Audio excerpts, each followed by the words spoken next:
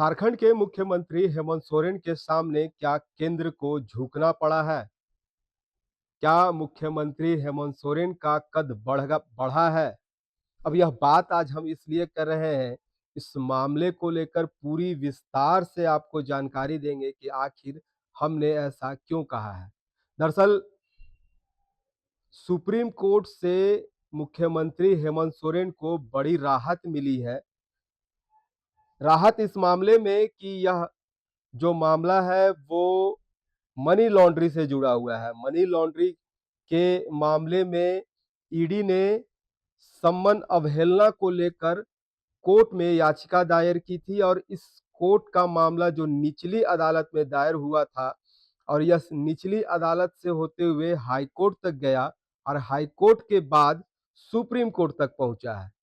Supreme court में chief justice Suryakant की bench ने इस पर फैसला लिया है और इस फैसले पर उन्होंने मुख्यमंत्री हेमंत सोरेन को इस अवहेलना को लेकर बड़ी राहत दी है। वहीं ईडी को यह कहा कि हल्के लफ्जों में उन्होंने कहा कि इस पर उन्होंने एक अखबार पढ़ रहा था और अखबार में उन्होंने पढ़ा कि ईडी के पास कई बड़े मामले हैं, तो ऐसे में उन्होंने कहा कि आप बड़े मामले को देखिए, छोटे इस तरह के मामले पर आपको शोभा नहीं देता है।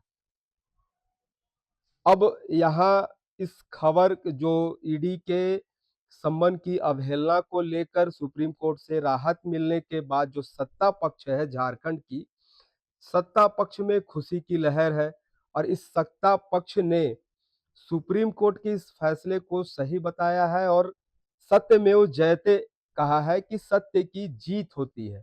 अब यहाँ बात आता है केंद्र की। दरअसल कभी भी कोई भी मामला होता है तो यही सत्ता पक्ष केंद्र पर और जो सरकारी जो केंद्रीय एजेंसी है या फिर कभी-कभी कोर्ट पर भी कहते हैं कि ये केंद्र के इशारे पर काम करती है।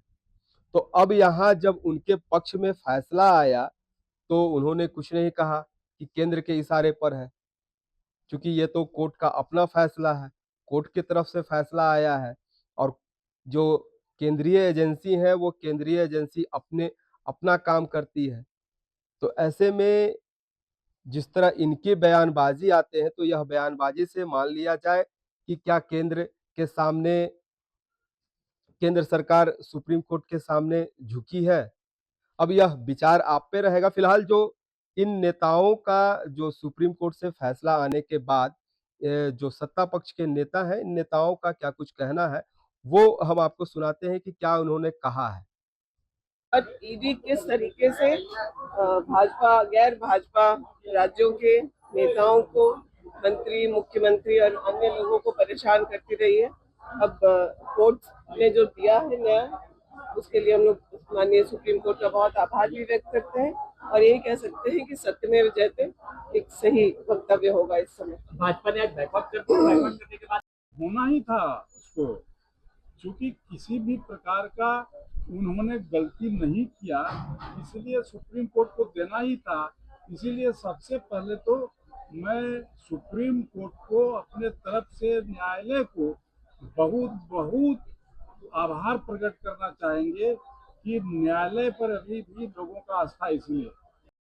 तो आपने सुना जो ये विधायक है, मंत्री है, क्या कुछ कह रहे हैं। अब जिस तरह सुप्रीम कोर्ट से यह फैसला आया है, मुख्यमंत्री को राहत मिला है और ऐसे में मुख्यमंत्री जो डर के साये में जी रहे थे इससे पहले, अब सुप्रीम कोर्ट से इस फैसला आने के बाद वो झारखंड की जनता पर पूरी केंद्र अपना स्थापित करेंगे और जो झारखंड की जनता है, जनता पर केंद्र स्थापित करने के बाद यह पूरा ध्यान जो है वो उनका झारखंड के ऊपर केंद्रित रहेगा। तो ऐसे में झारखंड का अब हो सकता है कि नया विकास, नया उत्थान हो, जो अपनी पर्सनल जिंदगी छोड़कर अब वो एक तरह से जो इस जो ईडी के सम्मान पर था वो ध्यान कहीं केंद्रित था, अब इसे छोड़कर वो आम जनता पर भी कुछ ध्यान देंगे।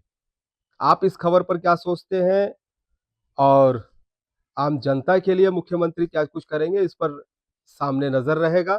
फिलहाल के लिए मुझे दीजिए इजाजत। रांची से एचएनएन के लिए जयंत कुमार। अगर आपको हमारा ये वीडियो अच्छा लगा तो इसे लाइक करें, शेयर करें और हाँ, सब्सक्राइब करना ना भूलें।